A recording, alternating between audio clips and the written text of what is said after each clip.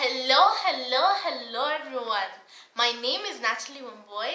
I am an author of 3 books and I just celebrated my 12th birthday today. I'm so proud of it.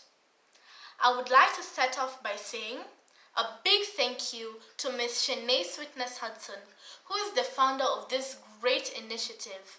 And I would like to say a big thank you to all her team of representatives from different countries. Now, I go to a school called Nairobi International School because of a wonderful lady who has gifted me with a scholarship to attend her school. Every holiday, I travel to many different places to speak and encourage people, and also to sell my books because that supports my livelihood.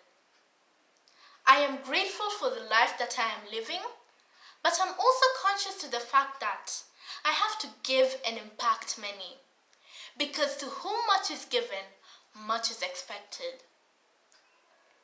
My life was not always like this.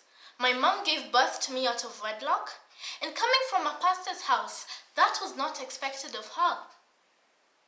Back in Kenya, we have tribes, and this is often a huge setback to many. And my mom being a Kikuyu, and my dad being a Luo, it brought so many challenges, and both families were not able to be together. I started my life off with my mom. She did not have a job, we were homeless, and things were very tough. But at the age of 5, I had to go through an open heart surgery, and by the time I recovered, I knew I had to do something to change our lives. Back in hospital, one of my doctors had taught me that I should keep a daily journal every single day, and I kind of enjoyed that whole idea of writing. I told my mom that I was going to use writing to change our lives. By the time my first book, Natalie's Poems, came out, it gave my mother and I a new lease of life. It gave us a good house, a good school, public recognition, and so much more. My mother and I have worked so hard to be where we are today. And I have grown up believing in a life of working hard and pushing on. But the more I grow, the more my mind grows, and I have come to realize it takes more than hard work to succeed and feel whole. One thing I honestly believe in is trusting in my struggle, trusting in my pain, believing that all the hardship I go through will turn out to be for the better. When I was in hospital, my mom did not know how to pay off my hospital bills. We did not know where we would go after that. But deep in my heart, I knew that God had allowed me to go through all that trouble for a purpose. I trusted my struggle.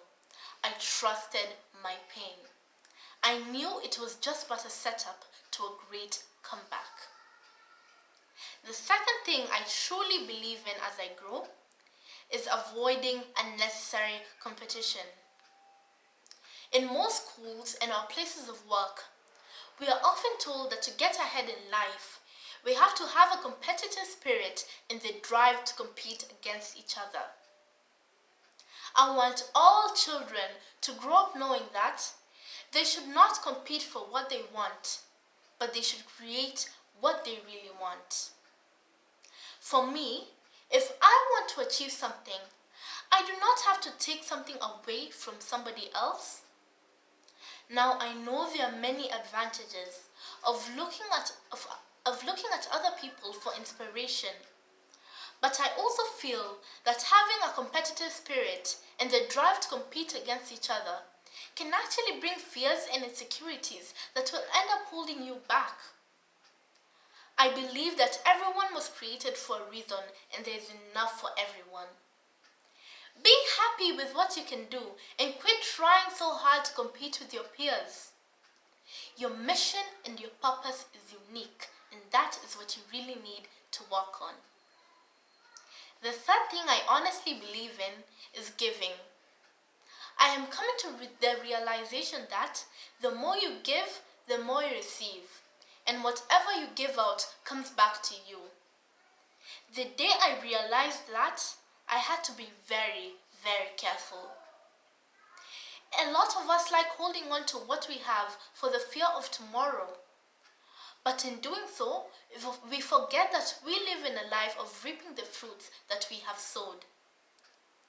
And giving does not necessarily mean material. It means being kind to others, celebrating others, motivating others, listening more and talking less, being less judgmental, etc. All these qualities will be essentials to your journey of success. The last thing I'm going to say is loosely related to hard work, but I feel like it needs to be said and put out there. And you have probably heard of the saying that success comes when opportunity meets preparation. Long ago, I used to think that that is just another cliche, but the more I grow, the more I realize how true it is. My third book came as a result of meeting many incredible people in my line of doing poetry. I decided to celebrate them by writing down their biographies. I invested all my time and energy in researching about them, writing about them, and in a year, the book was complete and we had a lovely book launch. Most of the people in the book attended, and one of them was a very kind gentleman who supports the vulnerable children of Kenya through social media. He had not had me speak before, and when he did, he decided it would be a good idea for me to go and speak to those vulnerable children. I was tired due to planning of the book launch, and it made sense not to go. But when I thought about those vulnerable children, I decided not only to go, but to give them a good speech that they would carry for the rest of their lives. I spoke to them for 10 minutes about living a life of purpose. They all liked it, and the gentleman who invited me to speak to those vulnerable children captured a short video clip of mine and shared it to his social media followers. The video went viral and the world saw it. That is actually the video that Miss Shanae Sweetness Hudson saw, and that is why I am speaking on this platform this very day. That video also gave me a scholarship to the best school in Kenya. I would like to encourage all of you today to give and give and give some more, and always prepare yourself all the time, for you never know at what point an opportunity will come, and you just have to be ready. To sum up, I politely ask you to do these 3 things. Trust in your struggle, trust in your pain. Believe that whatever hardship you're going through in life will turn out to be for the better. The second thing I ask you to do is turn a blind eye into unnecessary competition. Do not compete for what you want, but create what you really want. And the third thing I ask you to do is to give and give and give some more. For you never know at what point an opportunity will come, and you just have to be ready. Now to Shanae and her team of representatives from different countries. I am so proud of the work that you have accomplished. Mark Twain once put it clearly that the 2 most important days of our lives is the day that you're born and the day you figure out why.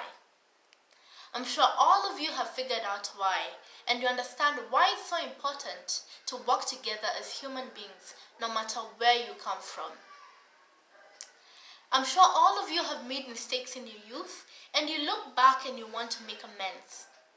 I am here to tell you that it's not too late. The time is now. Tomorrow is not promised. You can choose to rewrite your story and not let your history define you.